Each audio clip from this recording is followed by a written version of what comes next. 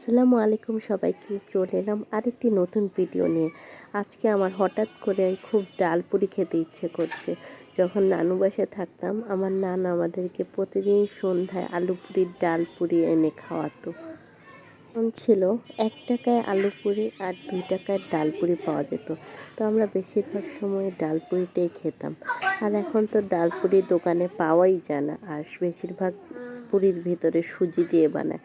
তো আমি আজকে একটা আবহাওয়াটা এরকম মেঘাচ্ছন্ন দেখে আমি রান্না বসিয়ে দিয়েছি। প্রথমে আমি ডালটাকে একটু আদা, রসুন, পেঁয়াজ, তেল দিয়ে আমি সামান্য পরিমাণ ধনে গুঁড়া আর জিরার গুঁড়ো দিয়ে আমি এটাকে একদম সিদ্ধ করে নিয়েছি। আর এই যে চামচটা দিয়ে আমি ডালটাকে খুব ভালো করে ম্যাশ করে নিচ্ছি। এখন আমি আবারও একটু তেল দিয়ে আমি খুব ভালো করে মিশিয়ে নিয়েছি। এখানে তেলের পরিমাণটা কম দিলেও সমস্যা নেই, কারণ পুরিটা যেহেতু আমি ডুবা তেলেই ভাজবো।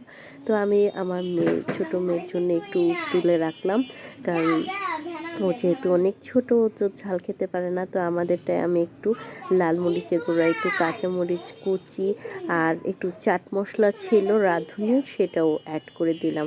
আর এটা আপনাদের কাছে অপশনাল, যার যেটা খুশি সেভাবে দিবেন। তো আমি একটু ময়দা, লবণ, সামান্য পরিমাণ তেল আর নর্মাল পানি দিয়ে আমি একটা ছোট্ট শক্ত করে ডো তৈরি করে নিয়েছি। আর ছোট ছোট করে বল আকারে আমি পুরিগুলো লিচি কেটে নিয়েছি। আমাদের সেই ৳2 দামের যে পুরি পাওয়া যেত, ঠিক আমি সেই সাইজেরই করে নিয়েছি। আসলে তখনকার যে আমাদের যে শৈশবটা ছিল, মানে যখন আমরা নানু বাসায় থাকতাম, তখনকার যে সোনালি দিন, তখনকার খাবারের যে স্বাদ এখন হাজার খেলেও না সেই তখনকার মতো তৃপ্তি আর স্বাদ কোনোটাই কিন্তু আর পাই না।